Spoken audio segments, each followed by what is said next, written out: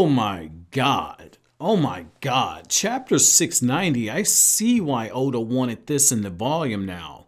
I see why. This is a strong, very strong statement at the end where he says, Whitebeard only left his mark on our times. Navy headquarters has bolstered itself with new strength.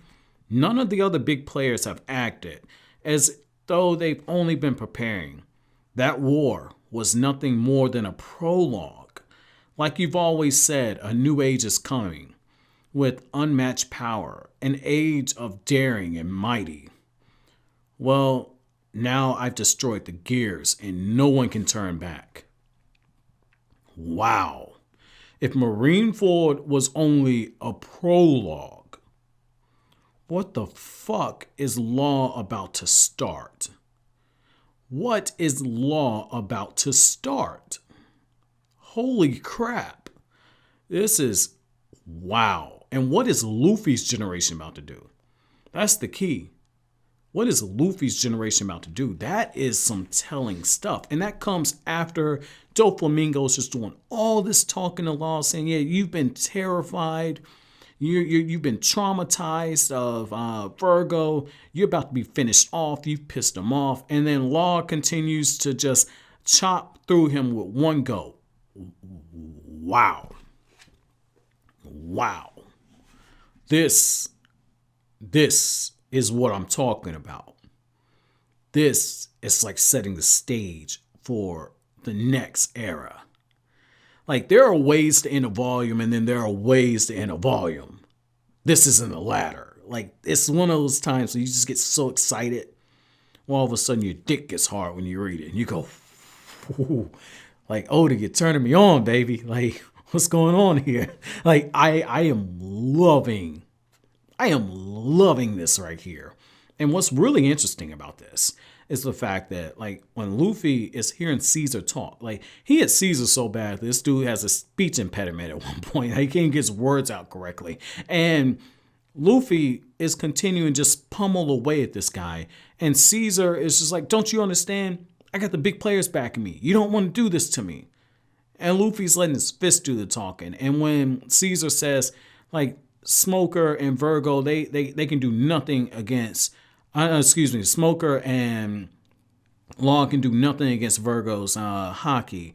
There's nothing they can do against it. And then you see Smoker get taken out.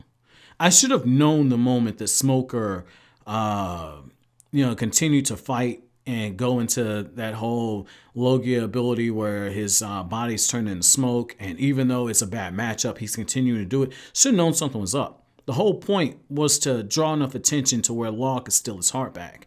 And I like the fact that, there's this line about how brute strength and bravery means nothing. I like that a bravery without the brute strength to back it up means nothing. I like that line, but also like how Law says, I know you hate being indebted to a pirate, don't you, Smoker? And it's one of those times where it's like, if the means justifies the ends, people will do just about anything. Like, I love that little message you got in there. Just like that little nod right there. And to have Law in that moment, all of a sudden turn the tables on Vergo and then say, no, you know what, man? I don't even want to talk to you. Like, I got my heart back. I'm about to fuck you up. But I'm talking to your boss. Like, that's wow. Wow. Like, that is some next level shit. That is good. That is good. That is like you walking and saying, yeah, I hate what's going on with whatever, right? Like, just pick an issue. And instead of just going to your mayor or to your congressperson, your senator, you just walk into the fucking White House and you sit down in front of the president and say, hey, what are you going to do to fix this shit? That's basically what Smoker did. Not Smoker, but Law did at this point. I know there's people above Doflamingo. I know that, but I'm just using the most extreme example to let you know the magnitude of what he just did. This is a chapter. This is a chapter. Like, I cannot stress that enough. This is a chapter. This is one of those times where, like, the action it's important, but Just seeing the different character interactions are usually enough for me to wank a One Piece chapter, but it's the moments. It's the setup. It's how Oda uses the transitions. This is letting us know, like, yo, you've gotten hints, but now it's like, no, we're going full-blown balls deep. And Oda's setting the stage for another war. And if you guys remember, I said it. I was like, Marineford, I enjoyed it, but at the same time, wish it would have been a little longer. I felt like it was a little too quick. This war that's coming, if that's just a prologue, Oda's about to drop the war of all wars. You got a warlord who is building an army filled with Logia-type users. Not Logia, Zone-type users. You got a fucking bloodbath going on in the New World. Luffy's generation is like the supernovas, the generation of just like the terrible evils, right? Like, this is gonna be some epic shit. All these crews. You have Luffy's father with the revolutionaries. You have the world government. You have the celestial dragons. They're the ones that have to be knocked down from the top. You have the world government. Like, Oda is about to... Man, look, I'm just going to put it like this, right?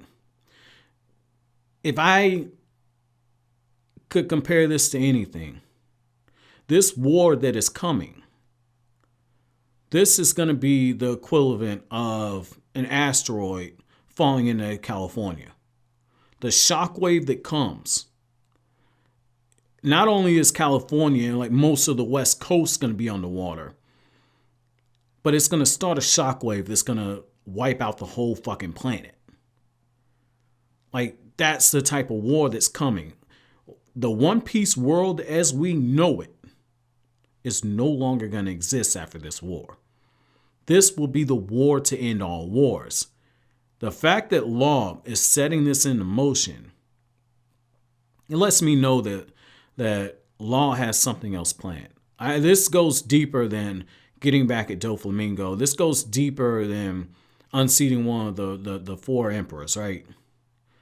This goes a lot deeper. This Law has a deeper end game. So it lets me know whatever he's doing, it's going to help propel Luffy to be king of the pirates. It absolutely has to. It absolutely has to. Now, elsewhere, you got the different battles going on, and you got Nami leading the rest of the children and everybody, and like the kids, like, my head's so fuzzy, but I'm so clear-minded now. It's like, okay, I get it. Drugs, relapse, and dealing with the fogginess and everything. And I mean, I totally get it. I totally get it. I appreciate what Oda did there. That was pretty good. But like the way this chapter ended, completely null and voided everything else that happened. Usopp looking for the prism chains, the sea prism chains, and Momonosuke's father looking for him and saying, "Oh my God, I cut down my son." And I was like, all of that gets null and voided. All that gets null and voided. That would be like, you just got some really good pussy, okay? I know somebody's saying, like, this dude always turns something sexual, right? That'd be like, you just got some really good pussy. And then after the fact, you get a text message, and the text message says, hey, I need a favor. You just going like, dude, I just got some really good pussy. Fuck your favor. Like, that's how this shit just went. That's how this shit just went, man. Like, you just unloaded the biggest nut possible. And then you get a message. Matter of fact, you ain't even worried about checking the fucking phone. You're like, holy shit, damn, girl. That shit was good. Like, motherfucker. Like, that's what this chapter was. Like, I cannot stress that shit enough. Oda, like, you got dropping the mic, right? You got dropping the mic, and then you got what Oda just did with this one. Where on this one, Oda just said, like, hey, I don't care what the rest of them dudes in Shonen Jump just think they did. Wait till people read my chapter. I'm about to close the book on this shit. Oh, man. So let me know what you guys thought about that ending there. What did you think about that little monologue there? But as always, guys, if you like anything I had to say, don't forget to comment, rate, subscribe, share. Thank you so much for watching to the end of the video, guys. Have an incredible day.